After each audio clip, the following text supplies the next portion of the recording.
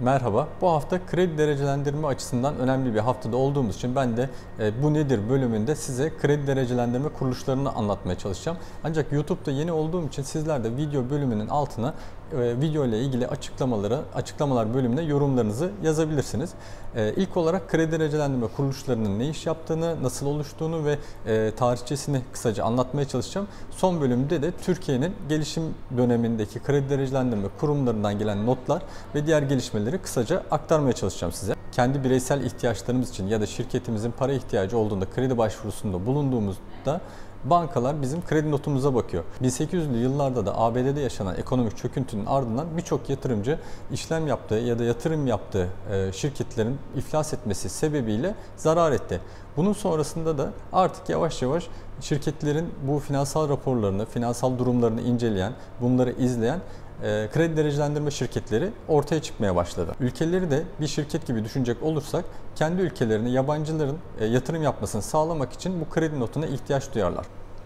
Yabancı yatırımcılar ülkelerin bu finansal durumlarını gösteren kredi raporlarına bakarak ülkelere ya kredi verirler ya da ya borç verirler ya da yatırım yaparlar. Peki bunu nasıl yapıyorlar? Yani nasıl bu kredi raporları oluşuyor? Öncelikle ülkenin Merkez Bankası'nın bağımsızlığına bakılır. Daha sonra ekonomik durumuna bakılır.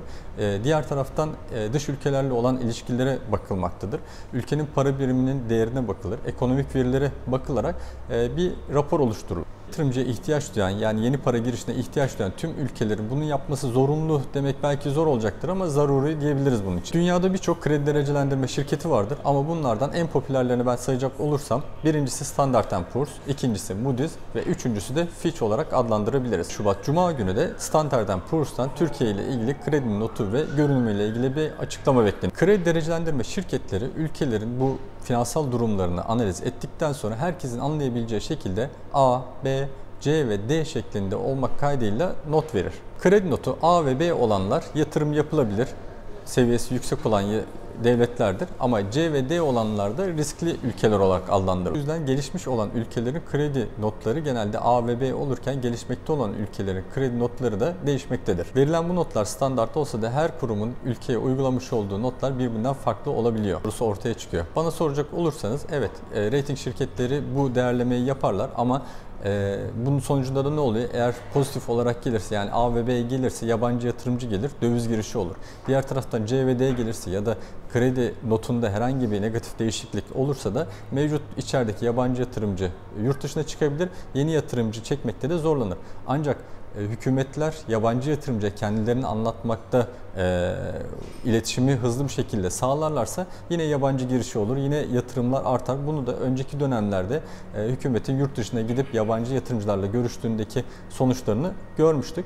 Ancak yine de kredi notunun önemli olduğunu da söylemekte fayda var. Ayrıca daha önceki dönemlerde şirketler, kredi derecelendirme şirketleri bazı şirketler için olumlu rapor vermişti yurt dışında ama bu şirketler de iflas etti. O yüzden bunu tek bir gösterge olarak düşünmemiz zor olacaktır.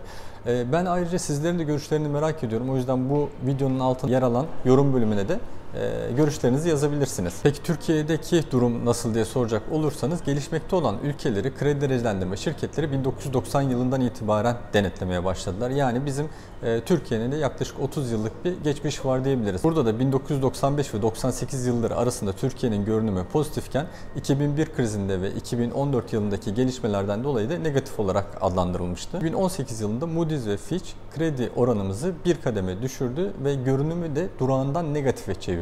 Ancak Standard & Poor's'a baktığımızda kredi notunu bir kademe düşürdü ancak görünümü de durağan olarak bıraktı.